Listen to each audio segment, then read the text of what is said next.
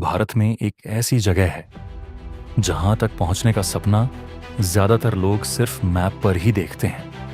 तुमने लद्दाख का नाम सुना होगा, स्पीति वैली के बारे में भी सुना होगा, लेकिन आज मैं जा रहा हूं एक ऐसी वैली की तरफ जिसके बारे में बहुत कम लोग जानते हैं।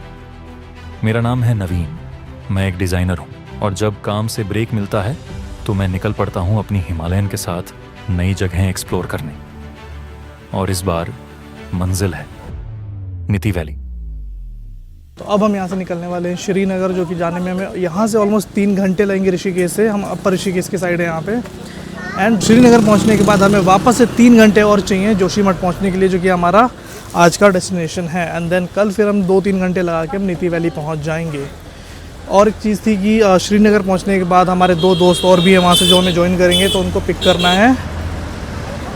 तो करते हैं ये सारी चीज़ें पैकअप एंड निकलते हैं यहाँ से श्रीनगर की ओर अपने हिमालयन और पोपला लेने के बाद। तो यार हमने लिया था यहाँ पे तकरीबन 1 घंटे का रेस्ट नदी के किनारे ऋषिकेश में।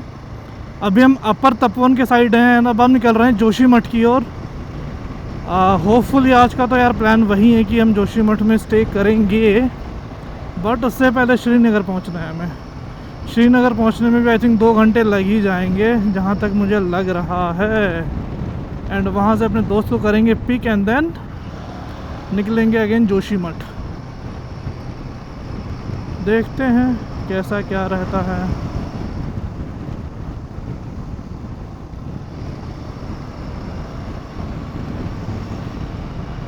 सच कहूँ ना तो मुझे उत्तराखंड के पहाड़ नहीं पसंद है इतने ज़्यादा। उसका एक रीज़न है कि उत्तराखंड के पहाड़ों में आप कभी भी आओगे ना, आपको ना गर्मी ही फील होगी।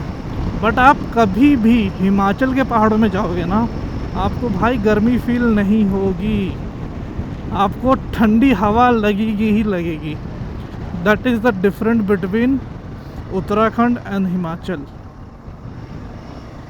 क्लाइमेट की वजह से होगा कुछ तो, क्योंकि मैं यहाँ जब भी आया हूँ, लाइक मुंशियारी भी आया हूँ मैं, तो मुंशियारी के टाइम में भी जो हमारी हालत ख़राब हुई थी ना, क्या ही बताऊँ, बहुत ज़्यादा।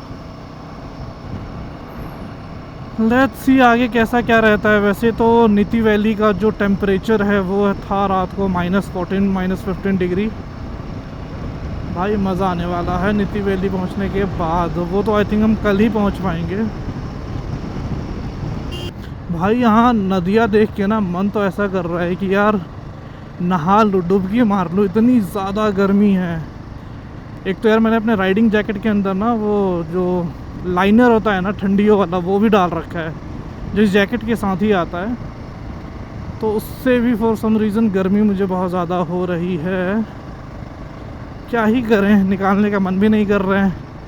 एक बार राइडिंग गियर पहन लो तो उसको निकालना और रखना बड़ा तामझाम वाला काम बन जाता है। हमने सुबह से वैसे भी खाना सिर्फ एक ही बार खाया है, तो यार पेट पूजा भी बाकी है करनी। ए बंदर मामू, इधर नहीं आने का तुम्हें। भाई एक तो रोड पे ना क्या ही कहूँ यार, इंडियन रोड्स पे है दिक्कतें थोड़ी बहुत, थोड़ी नहीं थोड़ी ज़्यादा ही हैं। नॉर्मल हाईवेज़ पे रहो तो गाय भैंस का डर रहता है, पहाड़ों पे आओ तो बंदरों का डर रहता है। मतलब कुछ ना कुछ का तो डर रहता ही है। भाई कितनी खतरनाक लग रही है ये पहाड़ियाँ। कहाँ खो गए हैं भाई हम, कहाँ? टोटा घाटी NH07। तो अभी हम चलने लग रहे हैं NH7 के ऊपर। तो भाई सीन कैसा है कि गाड़ी चला चला के हो चुकी है हालत ख़राब, और हम निकले जोशीमठ की ओर। और लगी है बहुत तेज़ भूख। सुबह सिर्फ एक बार मैंने खाया था छोले भटूरे। एंड अब दिखाता हूँ मैं आपको प्रॉपर देसी लंच। चपाती, आई थिंक दाल, सब्ज़ी एंड फिर सब्ज़ी एंड ये कुछ तो है। तो खाते हैं, मस्त है। मुझे उत्तराखंड की कढ़ी बड़ी पसंद है। मुंशियारी में भी हमने कढ़ी खाई थी बहुत जगह, मस्त लगती है। भाई जो पहाड़ी कढ़ी होती है ना, उसका मज़ा ही अलग है। तो भाई हमने फाइनली कर लिया अपना lunch complete and almost half an hour का हमने लिया एक ब्रेक। एंड उस ब्रेक में मैंने किया अपना थोड़ा सा ऑफिस का काम रैप अप हो चुका है। अब नेक्स्ट डेस्टिनेशन पे जहाँ रुकेंगे वहाँ देखते हैं क्या कुछ काम पेंडिंग होता है मेरे पास, देन उसको रैप अप करके आगे बढ़ेंगे। देन चलते हैं 5 मिनट में बस, ठीक है। तो गाइस निकलने वाले हैं 5 मिनट में बस, और नेक्स्ट स्टॉप हमारा श्रीनगर रहने वाला है। तो फाइनली यार इतनी मशक्क़त और इतनी लंबी राइड करने के बाद अभी के बज चुके हैं 5:48 शाम के, एंड हम लोग पहुंचने वाले हैं श्रीनगर। वैसे हमारा श्रीनगर पहुंचने का टाइम था ऑलमोस्ट 2 या 3 बजे के आसपास। अनफॉर्चुनेटली कुछ भसड़ होने की वजह से काम से रिलेटेड काफ़ी डिले हो गया, काफ़ी लेट हो गया। पहुंचने वाले हैं बहुत जल्द ही हम लोग, ऑलमोस्ट और 20-25 मिनट लगेंगे हमें श्रीनगर पहुंचने में। एंड प्लान तो यही है कि श्रीनगर में या तो हम रुक सकते हैं या तो और हम 1-1.5 घंटा ड्राइव कर सकते हैं। लेट्स सी कैसा क्या रहता है। हेलो हाँ मुरारी। भाई, तू वहां से हिल नहीं रहा है, 3 घंटे हो गए। अबे नहीं, मैं वहाँ थोड़ा फंसा हुआ था भाई किसी चीज़ से। मैं निकल गया हूँ ऑलरेडी, मैं पहुँचने ही वाला हूँ, 20 मिनट लगेंगे। मैं लोकेशन गूगल मैप के थ्रू ही आ रहा हूँ बस श्रीनगर, ठीक है। मैं आके तेरे को कॉल करता हूँ। श्रीनगर जैसे तुम ना लोकेशन पे देख लेना, फिर मैं तुम्हें पिक कर लूंगा। ठीक है, आज यहीं रुको, आराम से कुछ खाएंगे पियेंगे, ठीक है, फिर सुबह में जल्दी से निकल लेंगे। Done done done. हम पहुँच चुके हैं फाइनली श्रीनगर, एंड ये रही श्रीनगर की खूबसूरती यार। एक श्रीनगर हमारा जम्मू कश्मीर में है और एक श्रीनगर हमारा यहाँ पे है। क्या सुंदर पानी है यार, मतलब मज़ा ही आ गया यार। इतने दूर आके इतनी आबादी वाला जगह है ये। एंड ये रहा हमारा मुफासा हिमालयन 450। अभी हम करंटली एंटर कर चुके हैं श्रीनगर के अंदर, एंड अब मैं फ़ोन करने वाला हूँ अपने एक दोस्त को जो कि हमारा स्कूलमेट था। तो भाई अभी हम निकले थे श्रीनगर से और हम ऑलमोस्ट 10 किलोमीटर आगे पहुँचे हुए हैं।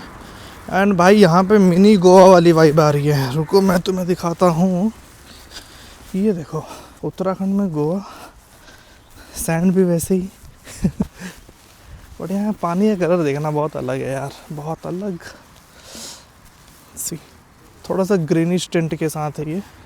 तो finally we are in Goa. तो बताओ यार, उत्तराखंड के लिए निकले थे, गोवा भी घूम आए। सही है भाई। सुबह सुबह कहीं पे भी आओ ना तो इतनी भीड़ नहीं मिलती है देखने को। वही हम अगर 11-12 बजे के आसपास अगर निकलते या फिर इस लोकेशन में पहुंचते ना, तो यहाँ भाई लोग भरे पड़े होंगे मक्खी मच्छरों जैसे, पैर रखने की जगह नहीं होगी। बट ठीक है, अभी चीज़ें बहुत शांत है तो बढ़िया लग रहा है। हमने दे दिया है यहाँ पे पराठे के ऑर्डर, आलू पराठा, एंड खाते हैं पीते हैं एंड फिर आगे निकलते हैं, क्योंकि अभी हमें ऑलमोस्ट 210 या 220 किलोमीटर और ट्रैवल करना है और उसमें 5-6 घंटे लगने वाले हैं अभी, वो भी non stop. So let's try कि बहुत ज़्यादा डिले ना करें हम लोग एंड टाइम पे पहुंच जाए। बाकी मज़ा आ रहा है भाई, मज़ा आ रहा है। चलो फिर खाते हैं खाना एंड निकलते हैं यहाँ से। तो यार अभी एक बहुत ही बढ़िया सीनिक पॉइंट पे रुके हुए थे हम लोग, एंड काफ़ी हमने वीडियोस बनाई एंड पिक्चर शूट किए। भाई कैसी है लोकेशन, सच सच बताना। बकवास है भाई, बकवास है ना? कभी मत आना यहाँ पे भाई। पता नहीं चलना चाहिए लोगों को। ये लोकेशन रिवील नहीं होनी चाहिए लोगों तक, वरना भाई बर्बाद कर देंगे इसे भी। बहुत सुंदर है भाई, बहुत ही ज़्यादा सुंदर। लोग बहुत कम है यहाँ पे और सुकून बहुत है। मतलब ऊपर वाली जो रेंज है ना वो पूरी बर्फ़ से घिरी हुई है, प्योर बर्फ़। बट ठंड इतनी ज़्यादा पता नहीं लग रही है। आई थिंक ठंड जैसे हम क्रॉस करेंगे ना ये वाली घाटी है उस साइड, तब जाके मुझे लगता है ठंड का एहसास थोड़ा बहुत होगा। बट भाई क्रेज़ी है ये, क्रेज़ी, बहुत ही सही। पीछे देखो 3 शेर आ रहे हैं, वो देखो, मैं दिखाता हूँ तुम लोगों को।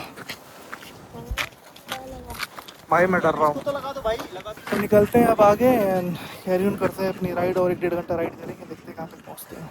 में से ना कोई भी स्पीति गया है ना, तुम इस रोड को देख के मुझे बस इतना बताओ, क्या ही उत्तराखंड का पार्ट लग रहा है कहीं से भी? भाई मैं तो देख के हैरान हूँ कि एग्जैक्टली रेप्लिका है। मतलब जब हम रिकोंगपियो वगैरह क्रॉस करते हैं ना स्पीति के लिए, उसके बाद जो भी रूट मिलता है ना वो सिमिलर बिल्कुल ऐसे ही है। साइड में स्पीति रिवर बह रही होती है या सतलुज रिवर बह रही होती है और साइड में रोड जा रही होती है, बिल्कुल इसी स्ट्रक्चर में।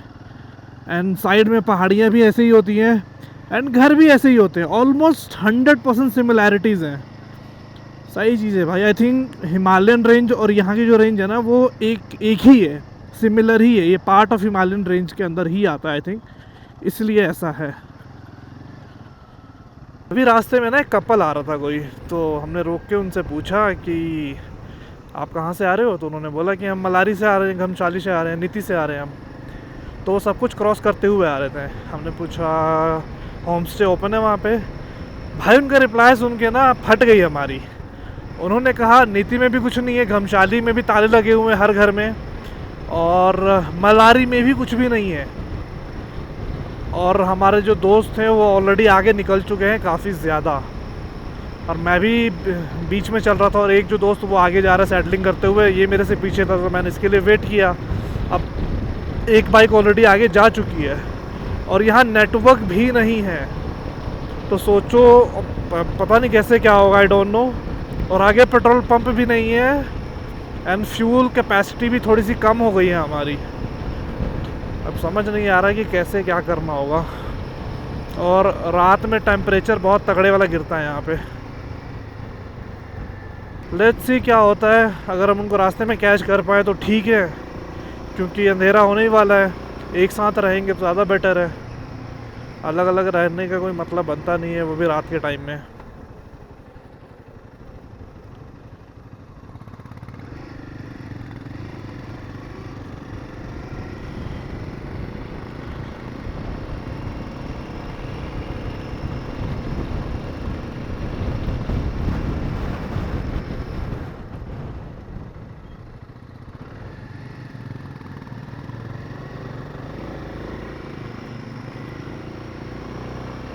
एक तो यार इन एरियाज़ में ना लैंडस्लाइड बहुत ज़्यादा होती है, जहाँ देखो पत्थर रोड़े पड़े हुए हैं रोड पे।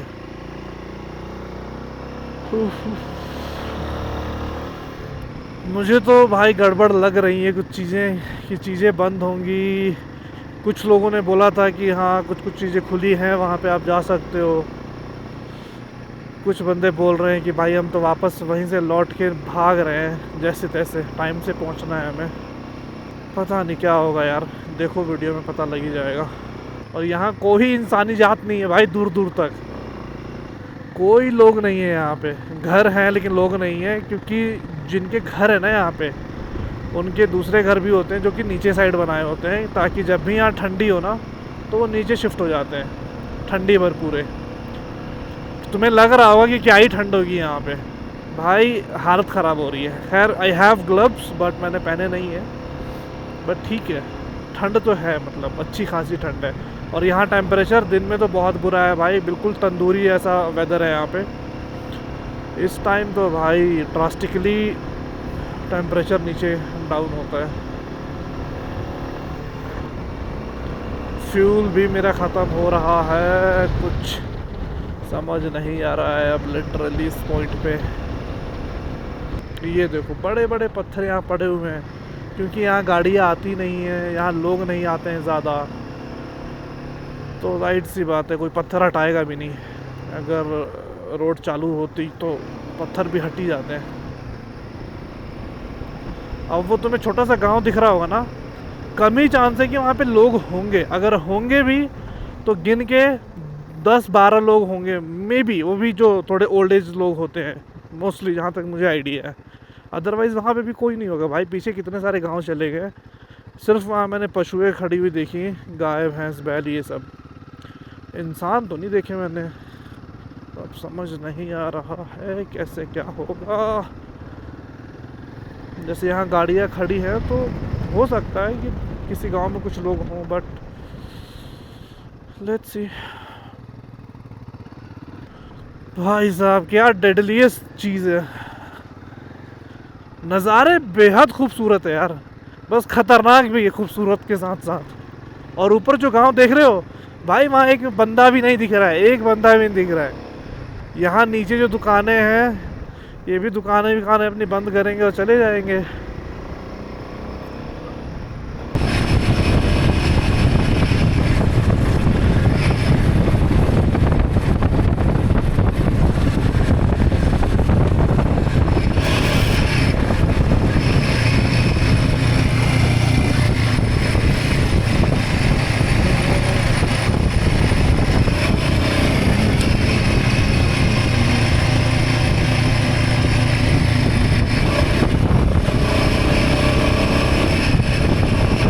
ये है क्या भाई, बर्फ मिल गई भाई, बर्फ। ये देखो, देर से ही सही लेकिन हमें बर्फ मिली है रोड पे, और शुक्र है ब्लैक आइस नहीं है। ये देखो, ओहो, काफी पुरानी बर्फ है ये, जमी हुई है भाई, काफी जम गई है ना, टाइट बर्फ है ये, अभी ब्लैक आइस में कन्वर्ट नहीं हुई है, अभी ठीक है। अचानक से सफेद सफेद दिखने लगा यार। तो गाइस चलते हैं धीरे धीरे, क्योंकि हमें नहीं पता कि भाई ब्लैक आइस हमारे सामने कब दस्तक दे दे और हम उसके लपेटे में आ जाए और गिर जाए। और भाई बहुत अलग टाइप की बर्फ़ है ये, ऐसी बर्फ़ जो हम डीप फ्रीज़र में डाल देते हैं और वो जो जम जाती है ना बर्फ़, ऐसी बर्फ़ है, मतलब कुछ समझ सा नहीं आया उसको देख के। या तो भाई तू पिघल जा, अदरवाइज इतना सख्त होने की क्या ही ज़रूरत थी बर्फ़ तुझे, पिघल क्यों नहीं गया तू। अचानक से दिखी सफ़ेद सफ़ेद, हमने कहा ले भाई क्या चीज़ है ये, पता लगा भाई ये तो बर्फ़ है, बर्फ़। आई बिलीव कि वीडियो में तुम्हें सब दिखाई दे रहा होगा। ये पत्थर देख रहे हो, लैंडस्लाइड भाई, लैंडस्लाइड। या और इवन ये रूट्स ऐसे है ना जहाँ पे आप अपने रिस्क से आते हो। यहाँ नेचुरल चीज़ें कब घटित हो जाए किसी को नहीं पता लगता है, एंड फिर उसके ज़िम्मेदार आप ही रहोगे, गवर्नमेंट नहीं रहेगी। इन्होंने कहीं इस चीज़ को लिखा भी हुआ था, मैंने ऑनलाइन पढ़ा था। पर हम पहुंच चुके थे यहाँ पे बुरासी मलारी के थोड़ा सा बस आगे, मतलब 2 किलोमीटर आगे, एंड ये पूरा आर्मी कैंप ही है। एंड यहाँ पे नॉर्मल खाने पीने की चीज़ें हैं सारी, और इसी के ऊपर होटल है जहाँ पे हम रुके हुए हैं। हमने मंगाया भाई पनीर भुर्जी, खाना देख सकते हो, खाना तो भाई 4 प्लेट ले लिया बहुत हमने, टेस्टी है भाई, है ना, मस्त है ना, बहुत टेस्टी खाना है। अब भाई खाने वाले हैं। लगी है बड़ी तेज भूख, मन तो नॉनवेज का था बट आउट ऑफ स्टॉक था, बट ठीक है। कैसा है भाई खाना? लाजवाब। तो खाते हैं और चलते हैं रूम में। भाई सनसनी हवा चल रही है तेज, वो भी ओंठ को सुखा देने वाली है, वही। तो खाते हैं और चलते हैं ऊपर।